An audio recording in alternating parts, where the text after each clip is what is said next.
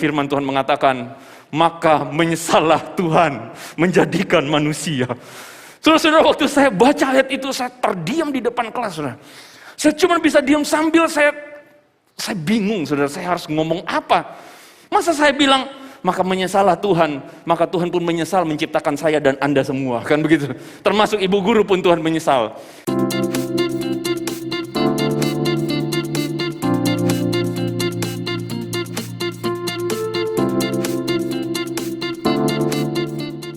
Saya ingat ketika membaca ayat ini tuh terkesan atau berkesan banget buat saya. Waktu SMA, kira-kira kelas, saya agak lupa kelas 2 atau, iya sepertinya kelas 2 saudara-saudara. Guru agama kami itu melakukan sebuah terobosan.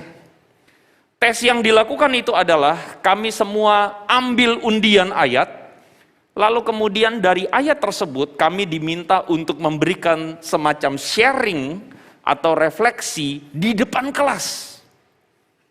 Saudara, sharingnya bisa 10 menit, bisa 15 menit, terserah, tetapi ambil ayat pada saat itu juga, saudara. Lalu kemudian sharing. Saya ingat betul, waktu itu ada teman yang maju, kemudian ambil ayatnya Kejadian pasal 3, Yohanes pasal 3 ayat 16. Apa ayatnya? Karena begitu besar kasih Allah akan dunia ini sehingga ia mengaruniakan anaknya yang tunggal dan sebagainya. Wah, dalam hati saya gampang itu ayat kan, begitu kan? Saudara, kemudian teman yang kedua, ketiga ambil, cukup deg-degan memang. Dan ketika saya maju ke depan, saya ambil saudara-saudara, ayat tersebut adalah Kejadian pasal 6 ayat 6. Di mana firman Tuhan mengatakan, maka menyesallah Tuhan menjadikan manusia. Saudara-saudara, waktu saya baca ayat itu, saya terdiam di depan kelas, saudara. Saya cuma bisa diam sambil saya bingung, saudara, saya harus ngomong apa. Masa saya bilang, maka menyesallah Tuhan, maka Tuhan pun menyesal menciptakan saya dan Anda semua, kan begitu. Termasuk ibu guru pun Tuhan menyesal. Saudara, saya tidak mungkin berbicara seperti itu. Saudara, hari itu saya hanya bisa ngalur ngidul ngomong tentang dosa, tentang manusia yang berdosa, manusia yang berdosa. Kesimpulannya apa? Kesimpulannya manusia berdosa. Sudah, saudara. Saya duduk dengan sebuah kekecewaan. Saya nggak tahu nilai agama saya berapa, saudara. Tapi dalam hati saya yang paling dalam, saya kaget karena saya baru ketemu ayat yang membingungkan saya. Saya terkejut sekali ketika saya menemukan ayat ini. Karena saya baca, kok saya tidak perhatikan ada ayat yang mengatakan Tuhan menyesal. Seakan-akan kalau berbicara tentang Tuhan yang menyesal, ini menjadi sesuatu yang bertabrakan dengan teologi kita. Karena menyesal itu, saudara-saudara, kalau misalnya kita sematkan dalam manusia yang menyesal, maka kita tahu manusia itu terbatas, manusia itu tidak maha tahu, manusia tidak punya pengetahuan di depan, sehingga ketika dia melakukan sesuatu, ternyata buruk. Ya udah, nyesel. Salah, akibatnya menyesal. Itu penyesalan namanya. Sebentar ini saya yakin saudara-saudara, sebagian dari saudara selesai kebaktian sudah pikir-pikir dan hitung-hitung. Wah, ini hujan-hujan enaknya makan apa nih ya. Sebagian udah bilang makan ramen paling enak, kan begitu kan saudara-saudara? Ramennya di mana? Jakarta Selatan sono. Saudara, setelah selesai dari tempat ini, saudara pergi makan ramen, ternyata macet parah. 1 jam gak sampai-sampai. Lalu saudara menyesal. Tahu gitu makan yang di depan gereja Batagor. Kan begitu saudara-saudara. Nah, itu namanya menyesal. Karena kita tidak maha tahu, ternyata kejadian terjadi tidak seperti yang kita harapkan, kita menyesal. Dan kalau manusia yang menyesal, manusiawi. Karena manusia tidak maha tahu. Tetapi bagaimana terjadinya pada Tuhan? Dikatakan Tuhan yang maha tahu itu adalah Tuhan yang menyesal. Bukankah ini satu hal yang aneh? Ini satu hal yang membuat kita jadi gamang, saudara-saudara. Nah, sebelum saudara merasa bahwa saya telah menyesatkan saudara, mohon maaf, saya buru-buru kasih ayat dulu kepada saudara-saudara. Bilangan pasal 23 ayat 19 kita baca sama-sama. 1, 2, 3. Allah bukanlah manusia sehingga dia berdusta. Bukan anak manusia sehingga ia menyesal. Amin? Saudara merasa terhibur? Atau saudara merasa makin bingung lagi? Loh, kok di sini bilang Tuhan tidak menyesal, tapi yang tadi bilang Tuhan menyesal. Nah, jadi kalau kita melihat tentang Allah yang menyesal, maka kita harus memperhatikan baik-baik konteks. Apa maksudnya sampai penulis kemudian mengatakan Allah menyesal? Kejadian pasal 5, pasal 6, ayat 5 dan 6 ini diawali dengan sebuah deskripsi. Di ayat yang pertama, firman Tuhan mengatakan ketika manusia itu mulai bertambah banyak, lalu kemudian dikatakan lahir bagi mereka anak-anak perempuan. Nah, ini kisah ini menarik juga. Kenapa demikian? Saudara, ayat yang kedua mengatakan kalau manusia itu sudah lahir bagi mereka anak perempuan, ayat kedua mengatakan maka anak-anak Allah melihat bahwa anak-anak perempuan manusia itu cantik-cantik. Ya. Lalu mereka mengambil istri dari antara perempuan-perempuan itu, siapa saja yang disukai mereka. Saya nggak tahu berapa banyak dari saudara pernah membaca bagian ini. Saudara, dulu saya percaya bahwa malaikat bisa kawin sama perempuan, sama manusia. Karena pernah tercatat di Alkitab demikian. Dan saudara-saudara, saya tidak tahu berapa banyak dari saudara baru sadar atau saudara juga percaya hal yang sama. Bahwa ini menceritakan tentang malaikat yang kawin dengan anak manusia, perempuan, lalu kemudian lahirlah bagi mereka raksasa-raksasa atau orang-orang kenamaan di bumi. Cukup membingungkan ya? Tapi pernahkah saudara ingat bahwa pada suatu waktu Yesus berkata, ahli Taurat datang lalu kemudian menanyakan satu hal tentang perkawinan. Mereka tanya pada Yesus, Yesus ada seorang perempuan, dia punya suami banyak. Setelah kawin satu, mati, lalu kawin lagi. Mati, kawin lagi, mati, kawin lagi. Lalu mereka bilang begini, Yesus waktu kebangkitan, siapa suaminya? Masih ingat cerita itu? Apa yang Yesus bilang? Kamu sesat, kata Yesus. Sebab malaikat tidak kawin dan mengawini. Berarti malaikat kawin nggak, saudara-saudara? Kawin nggak? Nah, dari cerita tersebut, kita mendapatkan sebuah data, sebuah kebenaran. Bahwa sepertinya kalau dikatakan anak-anak Allah, yaitu malaikat kawin sama perempuan di bumi, maka sepertinya tidak cukup kuat argumen itu. Sehingga pertanyaan kita adalah, anak-anak Allah yang dimaksudkan di dalam ayat yang kedua dan ayat yang keempat ini, boleh saya katakan bukanlah malaikat. Bukanlah malaikat. Kalau begitu bagaimana memahami narasi Kejadian pasal 1 sampai ayat 11, sampai pasal 11? Saudara-saudara, 2 minggu yang lalu kalau saudara ikut kebaktian ini, saudara bersama-sama dengan saya kita belajar dari kisah kejatuhan manusia di dalam dosa. Dan kita akan menemukan bahwa unsur-unsur di dalam Kejadian pasal 3 itu tidak dapat kita pakai secara literal. Tuhan mengatakan pada waktu kamu makan buah itu kamu akan mati. Mati enggak? Enggak mati. Matinya mati apa, saudara-saudara? Saudara masih ingat? Mati rohani. Masih ingat ya? Ketika dikatakan makan buah itu buah apa? Pengetahuan yang baik dan yang jahat. Ketika kamu memakannya, kamu tahu yang baik dan yang jahat. Saudara mengerti maksudnya? Saudara ingat ya, 2 minggu yang lalu, waktu makan buah, ketika makan buah, itu adalah sebuah lambang atau keputusan manusia untuk mengatakan kepada Tuhan, Tuhan, saya tidak mau percaya bahwa ini jahat, yang lain baik. Karena saya makan, maka saya akan mengatakan kepada Tuhan, Tuhan, ini baik buat saya. Makan buah adalah lambang manusia yang menggantikan Allah. Manusia yang menggantikan Tuhan. Manusia yang mau menjadi Tuhan. Jadi unsur-unsur itu adalah unsur-unsur yang kita temukan tidak bisa diberikan atau diartikan literal. Dan sama halnya dengan Kejadian pasal 6, bagi saya, unsur-unsur ini tidak literal. Termasuk penggunaan istilah anak-anak Allah dan anak-anak perempuan manusia. Nah kalau begitu, bagaimana caranya memahami kalau begitu? Apa artinya anak-anak Allah melihat anak-anak perempuan cantik-cantik, lalu menikah?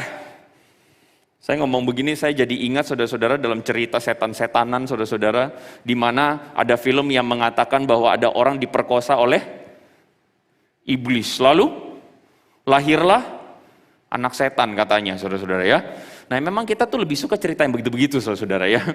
Cerita-cerita yang kayak begitu-begitu tuh bikin kita seneng saudara. Tapi tolong coba singkirkan jauh-jauh dulu pikiran seperti itu. Karena bagaimana mungkin malaikat menikah dengan manusia? Malaikat yang adalah figur yang sifatnya itu spiritual, lalu menikah dengan manusia, sedangkan Yesus mengatakan bahwa malaikat pun tidak kawin dan mengawini. Saudara-saudara, kita memahami apa itu anak-anak Allah dan anak-anak manusia, misalnya dari Kejadian pasal yang keempat ayat 25. Kita perhatikan sama-sama.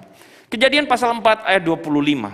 Ini adalah sebuah kisah yang mencatat tentang kejatuhan manusia dalam dosa, pasal 3. Pasal 4 adalah kisah Kain dan Habel. Kain main lempar-lemparan sama Habel, saudara-saudara ya. Main gepuk-gepukan, akhirnya Habel mati. Firman Tuhan mengatakan apa? Lalu perempuan itu, Hawa, melahirkan seorang anak laki-laki dan menamainya Set. Sebab katanya, Allah telah mengaruniakan kepadaku anak yang lain sebagai ganti Habel, sebab Kain telah membunuhnya. Jadi saudara, bagi Adam dan Hawa, lahir anak pengganti untuk Habel yang mati. Kain adalah gambaran di mana ada orang-orang di dalam dunia ini, ada dua jenis orang. Dalam dunia ini ada dua jenis manusia. Manusia yang pertama adalah manusia yang baik, manusia yang takut Tuhan, dan itu dilambangkan oleh Habel. Tetapi masalahnya Habel digebukin sama Kain, jenis manusia yang kedua, manusia yang jahat, manusia yang memberontak, dan akhirnya matilah Habel. Lalu cerita ini menceritakan bagi Adam dan Hawa lahir seorang anak yang lain, pengganti namanya Set. Set ini menggantikan Habel untuk meneruskan keturunan yang takut akan Tuhan. Dan ayat yang ke-26, saudara lihat ayat ini. Ayat ini mengatakan, lahirlah seorang anak laki-laki bagi Set, dan juga anak itu dinamainya Enos. Waktu itulah orang mulai memanggil Tuhan. Jadi saudara, kalau saudara baca Kejadian pasal 4, pasal 5, saudara sampai pasal 6, saudara akan menemukan tentang dua jenis keturunan. Yaitu keturunan anak-anak Tuhan dan keturunan anak-anak manusia. Keturunan anak-anak Allah adalah keturunan yang takut akan Tuhan, sedangkan keturunan manusia adalah keturunan yang jauh atau memberontak dari Tuhan. Sehingga saudara akan menemukan ketegangan terus di dalam Alkitab tentang anak-anak Tuhan dan anak-anak dunia, anak-anak terang dan anak-anak gelap. Jadi ini bukan berbicara tentang keturunan. Saudara, tolong saya disclaimer dulu, ini bukan bicara tentang keturunan biologis, bukan. Ini berbicara tentang orang-orang yang takut akan Tuhan, itu disebut keturunan Set dan Enos ini. Sedangkan orang-orang yang memberontak atau orang-orang yang jahat itu keturunan Kain. Nah itu gitu saudara-saudara memahaminya. Sehingga ketegangan antara anak Allah dan anak manusia ini menjadi satu hal yang inti dalam Alkitab. Dan kita kembali ke ayat yang tadi. Pasal 6, ayat 5 dan 6. Dikatakan apa? Anak-anak Allah melihat. Melihat apa? Melihat bahwa anak-anak manusia ini cantik. Apa yang terjadi? Mereka kemudian kawin mengawin. Atau dengan kata lain, mereka kemudian bercampur baur. Bercampur baur. Saudara ingat gak kenapa waktu itu Israel diminta untuk tidak kawin campur dengan perempuan Kanaan? Saudara ingat? Ketika Israel mau masuk tanah Kanaan, Tuhan mintanya apa? Tidak boleh mengawini orang Kanaan. Apakah Tuhan rasis? Bukan.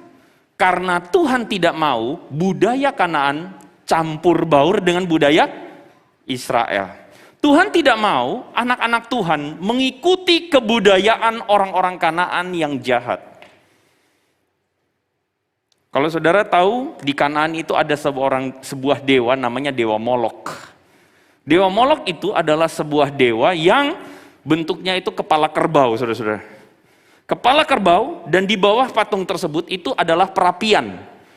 Nah, mereka menyembahnya caranya gimana, saudara? Mereka masukkan kayu di bawah perapian, di bawah patung itu, lalu mereka bakar. Dan patungnya adalah patung tembaga. Patung Dewa Molok itu kayak gini gesturnya, saudara.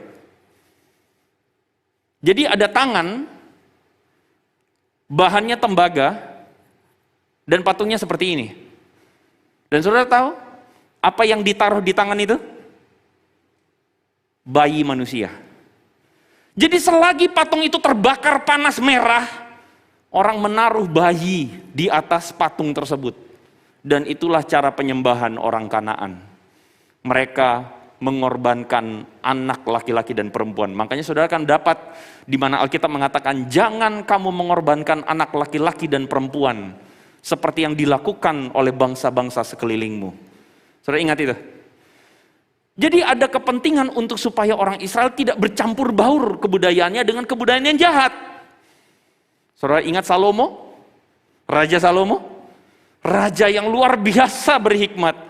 Tapi Raja Salomo jatuh dalam penyembahan berhala karena mengawini perempuan asing. Poinnya adalah bukan soal kawin, saudara, tetapi bercampur baur. Makanya Paulus mengatakan pergaulan yang buruk merusak kebiasaan yang baik. Bagaimana membaca Kejadian pasal 6 ayat 1 sampai 4 in a nutshell? Gimana caranya kita membacanya? Sesederhana begini. Anak-anak Tuhan itu pada akhirnya yang katanya anak-anak Allah, keturunan yang baik, yang setia, yang takut akan Tuhan. Anak-anak ini akhirnya bercampur baur, cenderung bercampur baur, terbawa dengan pergaulan anak-anak dunia. Dan pada akhirnya yang tadinya ada anak-anak Tuhan yang setia dan yang tidak setia, yang setia ini makin lama makin sedikit, saudara-saudara. Karena apa? Dunia jauh lebih kuat, saudara-saudara. Berapa banyak ibu-ibu, bapak-bapak yang sudah ketakutan anaknya mau pergi keluar. Salah satu ketakutannya adalah, jangan-jangan anak saya terbawa pergaulan yang di luar, betul ya? Saudara, berapa waktu yang lalu ada seorang ayah dan ibu sedang konseling. Salah satunya poinnya adalah, saya nggak mau kirim anak saya ke Amerika, Pak. Karena saya tahu anak saya gampang kebawa dengan teman-temannya. Saudara, itu penting. Kenapa? Karena pergaulan yang buruk merusak kebiasaan yang baik. Dan inilah yang terjadi. Dan kedua, cara membaca Kejadian pasal 6, 1 sampai 4 secara sederhana adalah kejatuhan manusia dalam dosa itu semakin menjadi-jadi. Bahkan sampai para penguasa di dunia itu semua tidak takut akan Tuhan. Jadi Tuhan melihat dunia itu begitu hancur dan rusak. Tadinya ada keturunan yang memanggil nama Tuhan. Tetapi keturunan yang memanggil nama Tuhan ini makin lama makin habis. Keturunan yang memanggil nama Tuhan ini makin lama makin bergaul dengan dunia. Sampai-sampai mereka bercampur dengan dunia. Dan kejahatan makin lama makin parah. Dunia kita makin hancur. Saudara-saudara, itu yang terjadi. Makanya firman Tuhan mengatakan, maka menyesallah Tuhan. Karena Tuhan menciptakan dunia ini baik. Kalau saudara baca Kejadian pasal 1, waktu Tuhan menciptakan hari pertama, lalu Tuhan bilang apa? Maka Tuhan melihat semuanya itu baik. Hari kedua, maka Tuhan melihat semuanya itu baik. Hari ketiga, hari keempat, hari kelima, hari keenam, sampai manusia Tuhan bilang, maka sungguh amat baik. Tapi Tuhan yang menciptakan dunia yang baik ini adalah Tuhan yang pada akhirnya melihat bahwa kejahatan manusia itu besar di bumi. Segala kecenderungan hatinya membuahkan kejahatan semata-mata. Maka menyesallah Tuhan. Oke, sekarang kita kembali kepada pertanyaan awal. Saudara mestinya bertanya sama saya, Pak, jadi maksudnya Tuhan itu udah tahu kan? Kalau Tuhan udah tahu, Tuhan ciptakan, ternyata jatuh. Nyesal tuh Tuhan. Berarti Tuhan tidak maha tahu. Atau Tuhan itu sudah tahu, lalu kemudian Tuhan makan hati sendiri, kan begitu kan saudara-saudara ya? Nah saudara, poin utamanya adalah ketika dikatakan mengapa ada istilah Tuhan yang menyesal, Saudara, gestur Tuhan yang menyesal atau kalimat Tuhan yang menyesal itu muncul setidaknya 15 kali dalam perjanjian lama. Saudara akan menemukan Tuhan yang menyesal, Allah yang menyesal. Tapi menyesalnya Tuhan itu selalu didominasi oleh sebuah konteks di mana Tuhan sudah peringatkan orang Israel untuk bertobat. Kalau nggak bertobat, maka aku akan mendatangkan penghukuman. Tuhan memperingatkan kepada Niniwe, kisah Yunus, bahwa aku akan menunggang balikan kota ini. Saudara ingat ya peristiwa itu. Lalu Yunus ngapain? Kabur dari Tuhan. Kenapa kabur? Karena dia pengen bahwa Tuhan betul-betul menghukum kota Niniwe. Makanya dia kabur. Saudara ingat ceritanya waktu Yunus balik ngomong tentang penghukuman Tuhan buat Niniwe, lalu kemudian tidak terjadi apa-apa. Yunusnya ngambek. Ngambeknya kenapa? Aku tahu engkau setia. Kalau mereka bertobat engkau ampuni. Males sama Tuhan, kata Yunus. Kenapa gitu amat sih? Karena Yunus pengen Niniwe atau Asyur dihukum Tuhan. Yunus pengen, baru saudara tahu ya, ada nabi yang pengen benar-benar dihukum tuh, itu Yunus. Ya, sering kita pikir hamba Tuhan itu doain yang baik-baik ya. Saudara tahu nggak ada hamba Tuhan doanya buruk? Nah itu Yunus tuh. Yunus pengen supaya Niniwe dihancurkan Tuhan. Tapi makanya Yunus tahu kalau Niniwe bertobat, Tuhan ampuni. Makanya dia lari, dia kabur dari Tuhan. Dia kabur supaya apa? Tuhan hukum itu Niniwe. Tapi yang terjadi Niniwe bertobat. Yunus ngambek. Tuhan bilang, aku menyesal. Kenapa? Karena aku tadinya mau menghukum, tapi bangsa ini bertobat, jadinya aku ampuni. Saudara kalau lihat konteksnya Tuhan yang menyesal itu adalah satu kata yang menggambarkan bagaimana Tuhan itu betul-betul mengasihi umatnya. Tuhan itu betul-betul mengasihi manusia. Sehingga dia tidak jadi menghukum. Karena Tuhan itu penuh kasih setia, Tuhan memberikan kesempatan kepada umatnya. Saudara bisa tangkap maksudnya. Jadi keunikan istilah menyesal di dalam Kejadian pasal 6 ayat 6 itu unik. Kenapa? Karena ini berbicara tentang Tuhan yang menyesal karena kejahatan. Kalau tadi adalah Tuhan yang menyesal karena Tuhan itu tidak jadi menghukum, tapi Kejadian pasal 6 itu diberikan sebuah konteks di mana Tuhan itu tidak ingin, atau lebih tepatnya Tuhan melihat kejahatan dan Tuhan kemudian bersedih hati. Ketika Tuhan menyesal, Tuhan melihat, Tuhan nyesel. Kata menyesal itu berasal dari kata nakam. Kata nakam ini diartikan sebagai sikap melunak. Melunak itu berarti yang tadi itu saudara-saudara ya. Yunus. Melunak ketika Tuhan mau menghukum Tuhan gak jadi. Bersedih, bersimpati, menyesal, bertobat, itu nakam artinya. Dan kata ini dipakai di sini. Dalam konteks Tuhan itu betul-betul bersedih hati. Kenapa? Karena manusia yang diciptakannya sungguh amat baik, itu terpuruk dalam dosa. Saudara tahu Alfred Nobel? Tahu ya? Alfred Nobel adalah seorang saintis, ilmuwan yang menciptakan atau menemukan dinamit. Saudara, pada waktu itu terjadi sebuah persaingan antara yang memiliki bubuk hitam atau mesiu saudara-saudara dengan dinamit. Karena bubuk hitam waktu itu mahal sekali, makanya Alfred Nobel ini menemukan sintesis dan dia akhirnya menemukan dinamit. Dinamit itu saudara-saudara digunakan untuk kepentingan-kepentingan yang baik. Karena Alfred Nobel menginginkan bahwa dinamit ini digunakan untuk kepentingan yang baik. Misalnya untuk tambang, ledakan, boom gitu ya. Untuk tambang, untuk konstruksi, untuk macam-macam saudara-saudara. Untuk menghancurkan konstruksi yang keras. Tapi saudara tahu bahwa dalam perjalanannya, dinamit itu dipakai untuk kegiatan atau untuk hal yang buruk. Dinamit dipakai untuk mengebom atau untuk menghancurkan brankas di bank-bank. Orang pakai untuk mencuri. Orang pakai untuk membunuh.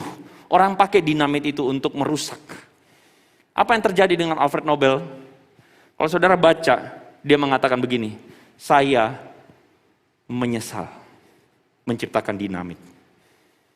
Apakah itu berarti Alfred Nobel tidak mau menciptakan dinamit? Tidak.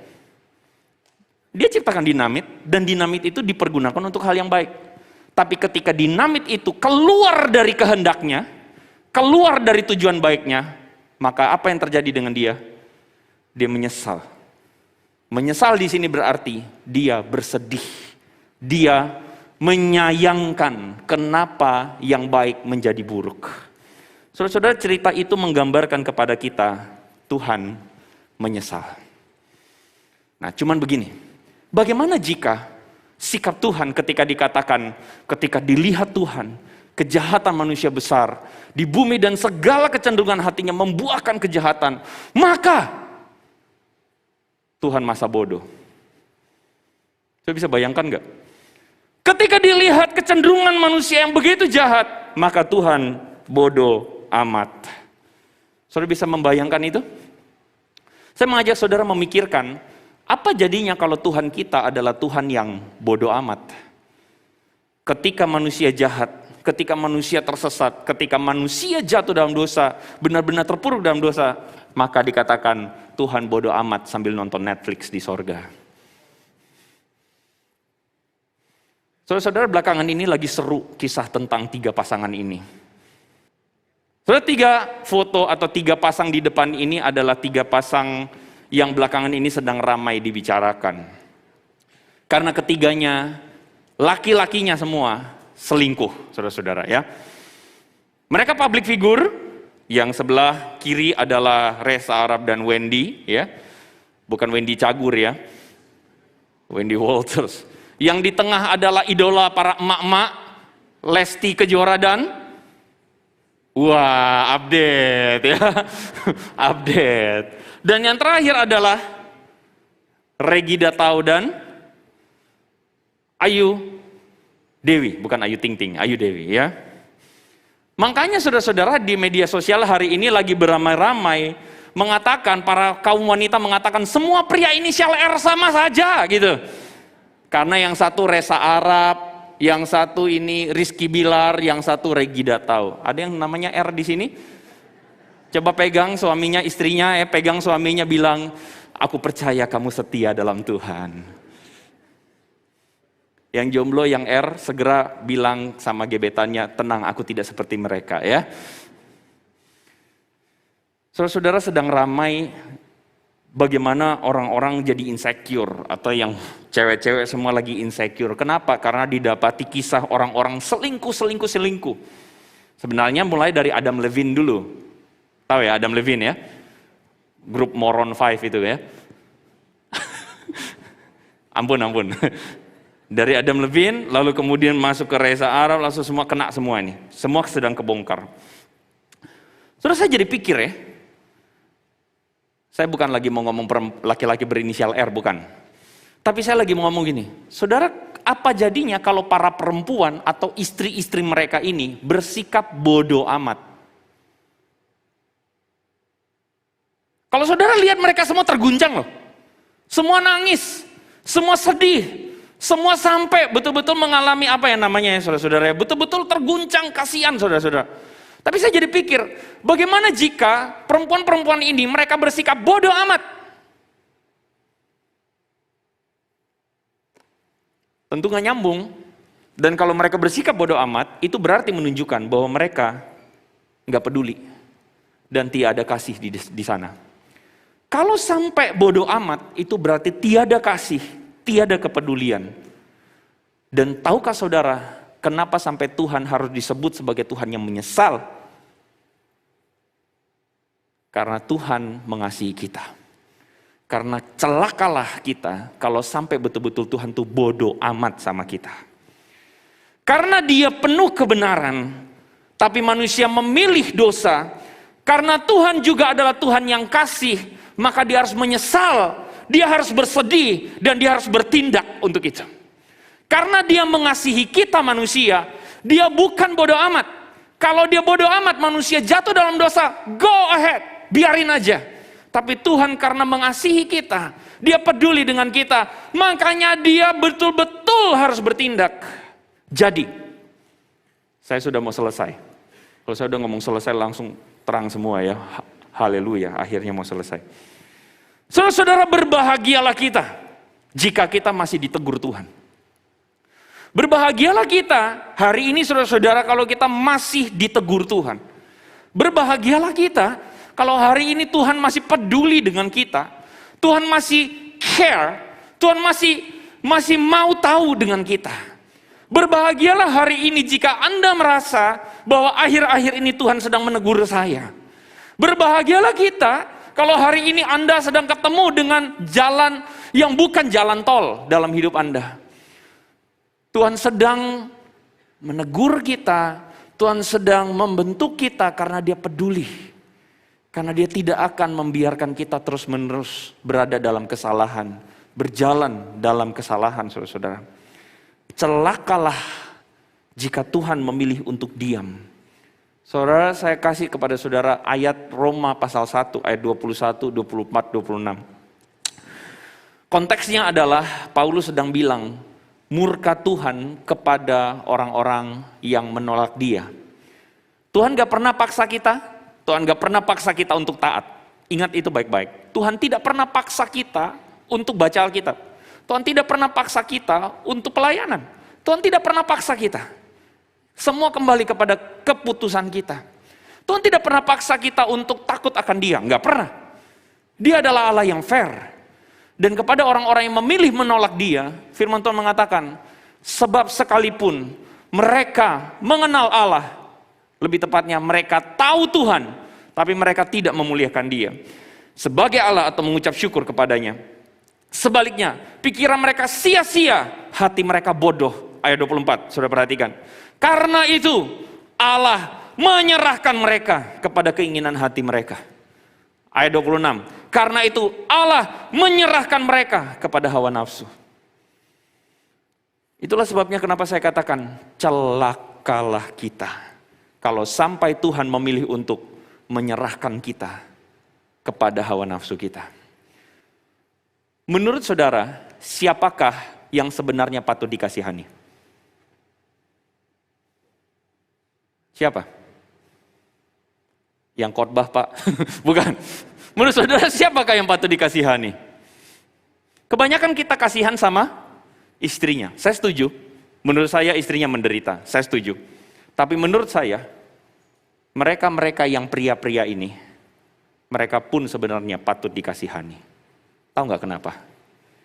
Kok saya yakin, saya mencoba positif. Ketika mereka menikah, mereka tidak bermaksud untuk selingkuh. Betul?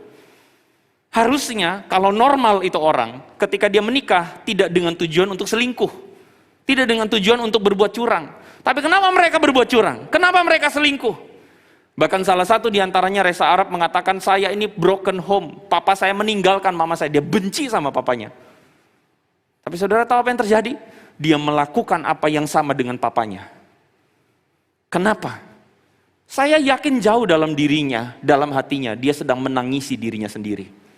Kalau dia punya nurani.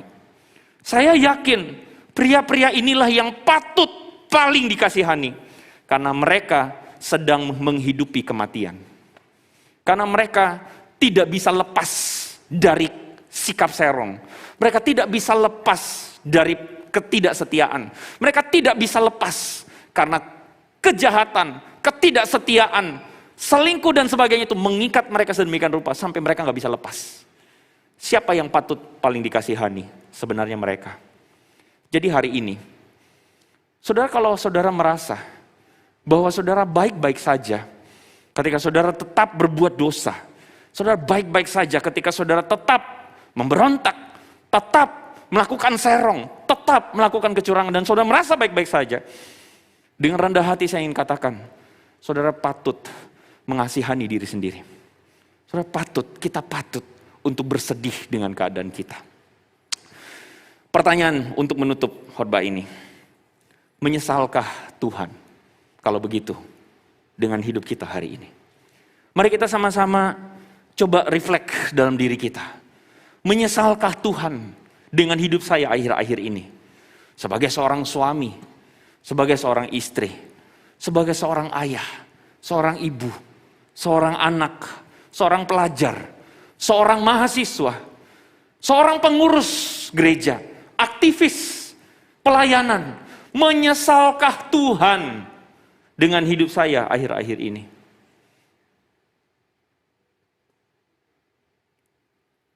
Mari kita menghargai kasih karunia Tuhan. Sebentar lagi saudara kita akan sama-sama bersatu, berkomuni dengan Tuhan dalam satu meja. Kita sedang menghargai atau kita sedang melakukan yang Yesus perintahkan untuk mengingat Dia. Karena yang Dia lakukan adalah Dia datang ke dunia. Dia datang meski Dia tidak wajib untuk datang. Dia datang ke dunia yang menolak Dia.